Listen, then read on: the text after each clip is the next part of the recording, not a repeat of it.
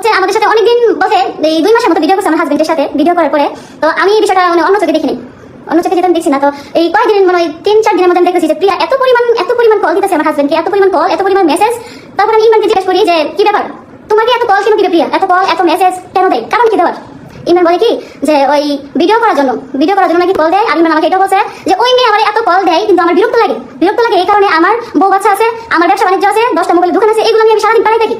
ওর মোবাইলটা হাতে নিলাম, নিয়ে আমি আইডির ভিতরে ঢুকলাম, ঢুকে দেখি যে প্রিয়ার সাথে মানে মেসেজ করছে, মানে যত মেসেজ প্রিয়া উল্টা পাল্টা নেগেটিভ মেসেজ, যে কালকে শাক করে আসবেন, আপনাকে আমার ভালো লাগে, এই আজকে আমার আবার জ্বর উঠেছে, এটা সেটা, মানে যত ওর কাহিনী সব, ওই কখন কি করতেছে, কখন খাইতেছে, কখন কই যাইতেছে, মানে কি বলবো, সব আইসা ইমরানকে বলে, ইমরানকে শেয়ার করি। কেন তুই কি বল না ইমরানের বউ না ইমরানের বউ আমি? ইমরানের বউ হচ্ছে আমি, যদি কোনো কিছু শেয়ার করা লাগে আমি শেয়ার করবো, তুই কে? 2 দিন আগে মিলে কল দিছি, কল দিলে আমি বলছি যে এই যে প্রিয়া দেখো তুমি আমার হাজবেন্ডের মানে আমার সংসারে হাত দিয়ে আমার সংসারটা নষ্ট করো না বোন, আমার 5 বছরের একটা সন্তান আছে, তুমি আমার বোনের মতো। তো ওই মেয়ে উল্টা আমার জানি দেয় যে ওই নাকি কথা বলে না, আমি কথা বলি না। আমি স্পষ্ট দেখতেছি তুমি কথা বলতেছো, মেসেজ করতেছো, আমার হাজবেন্ডকে বিরক্ত করতেছো, তোমার কলের জন্য, তোমার মেসেজের জন্য আমার হাজবেন্ড ঘর থেকে বার হয়ে যায়। আর আমি এগুলো দেখে ফেলবো, দেখি তো ঘরে ঝগড়া হয়, ওই বিরক্ত হইতেছে, তারপরেও তুমি তাকে বিরক্তই করতেছো। তারপর আমি আমার বলছি, সালাম দিয়ে বলছি আন্টি আমি যদি আজকে একটা মেয়ে হইতাম তাহলে কি এটা কখনো অংশ করতে পারতেন? বলে কি? আমি বলছি যে আপনার মেয়ে আজকে 27 দিন ধরে আমার হাজবেন্ডের সাথে দেখতেছি যে একটা মানে ভালো একটা সম্পর্ক, মানে গভীর সম্পর্ক